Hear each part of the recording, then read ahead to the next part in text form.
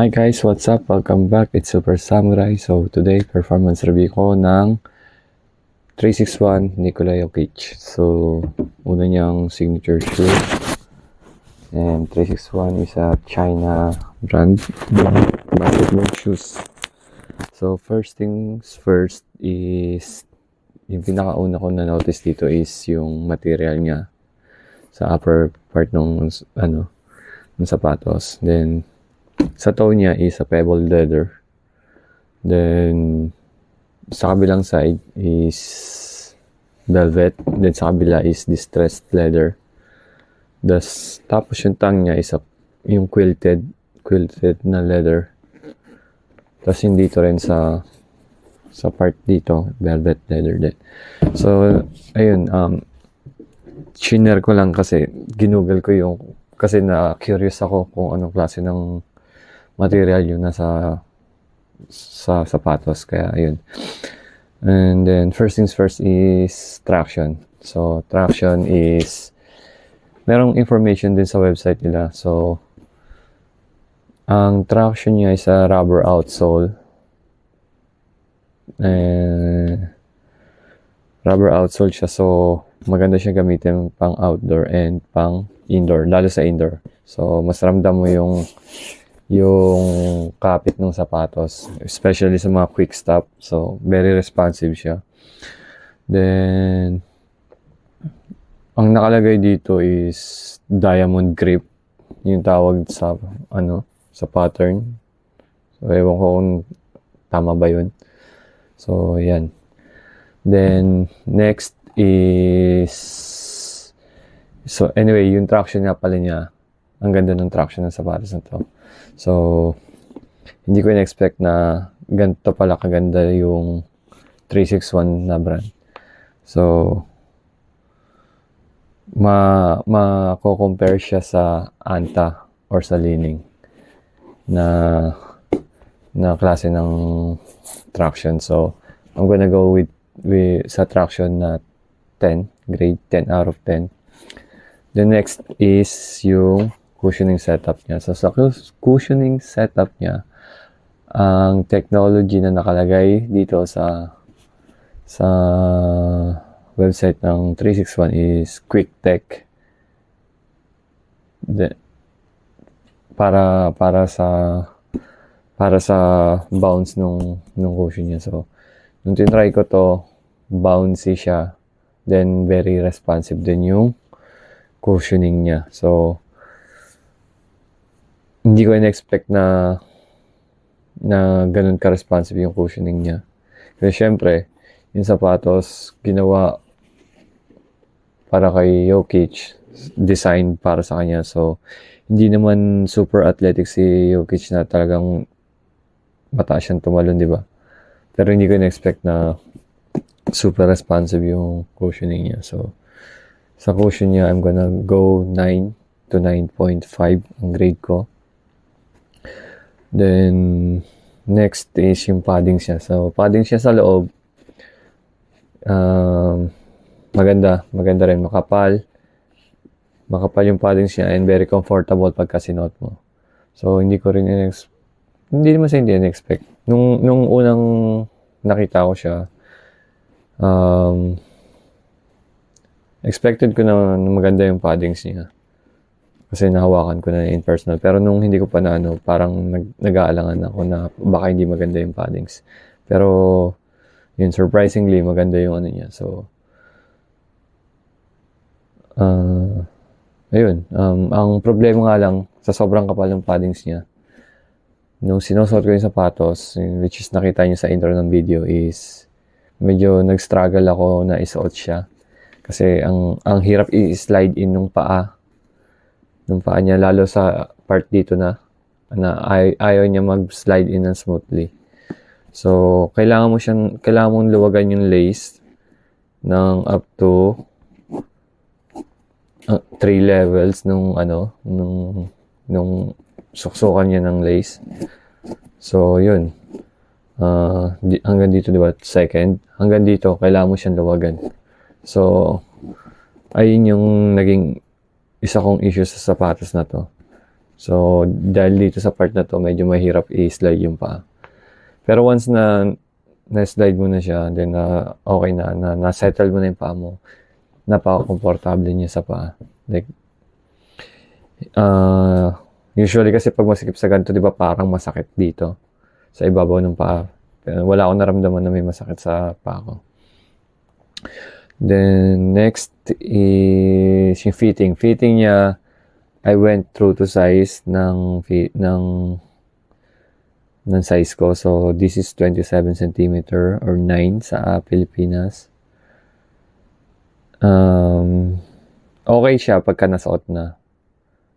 Which is, kahit mag-true to size kayo, okay lang. Pero magi-struggle kayo sa true to size dahil nga sa pag-slide in ng paa nyo, lalo sa part na to. So, I think much better kung mag-go kayo ng half size up para lang sa part na to. Para lalo pagka medyo tamad kayo katulad ko na mag-slide din ng paa na gusto, madali lang lagi i-shoot yung paa sa sapatos. So, yun. Kung katulad ko kayo na medyo may pagkatamad mag-slide in nung go half size up. Then ano pa ba? Yung stability niya dito, ang nakalagay naman sa website is meron siyang naka-equip na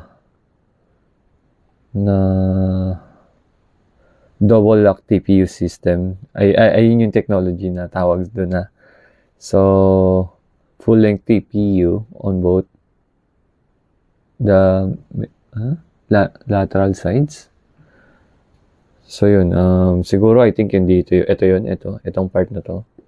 Itong purple. So, para sa stability niya siguro. Well, nung ginagamit ko naman na to, kahit na mag-bend yung paa mo, very stable yung na hindi ka matatapilok basta-basta. Especially made cut siya. So yeah, ayun yung maganda ayun yung gustong-gusto ko lagi sa mga mid or high cut na sapatos kasi yung stability ng sapatos nakakatulong talaga lalo pagka madalas mag-bend yung paa ninyo pag tumatakbo kayo. So, ayun. Ano ba? Itong part na to. Ito yung nakakatuwa sa part na to. Kasi akala ko wala lang tong part na to.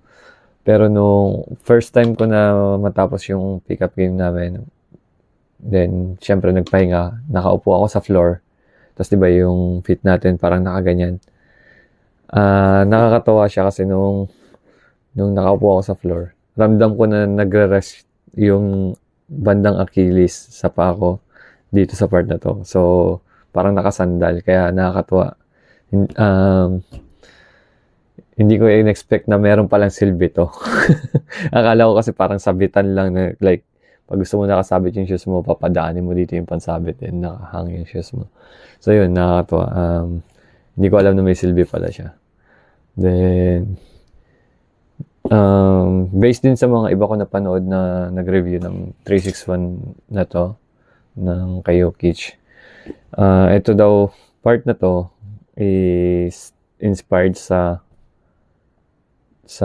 parang shoes about sa horse racing. So wala naman kasi ako may alam sa horse racing. So inspired daw to sa something ng rivet yung tawag dito sa mga dots na yan. Tapos itong plastic na to yung logo ni Jokic. So yun.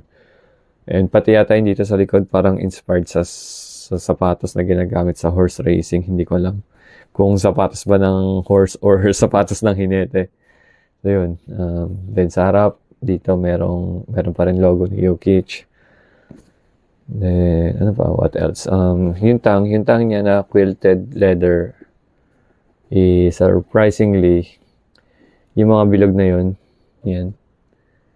So, butas siya. So, ayun yung isa pa nagpaganda sa sapatos na to kasi much better ventilation. So, yung ventilation niya, hindi naman siya ganun kakulob. So, plus yung mga butas na to, may pumapasok na airway. So, mas maganda. Then, nakalagay sa taas is 361 Dreamcatcher. So yun,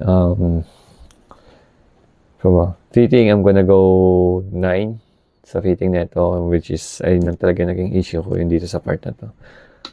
So, traction, 10, cushioning setup, 9, then fitting is 9.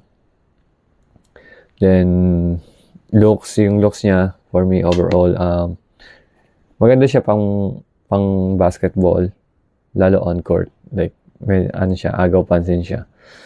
Then, sa casual nga lang, I don't recommend this for casual. Maybe yung ibang colorway, like yung triple red. Meron triple red eh. Wait lang. Yeah, may triple red. Then may upcoming din silang ibang colorway na SpongeBob and Patrick Star. So, yun. Siguro ibang colorway maganda pang casual. Pero for me, I don't recommend this for casual. Then surprisingly, magaan din itong sapatos na to kahit puro leather yung ano niya. Kahit na puro leather yung materials na ginamit. So, yun. Expect ko mas mabigat pa yung Adidas na Anthony Edwards pero hindi. So, yun.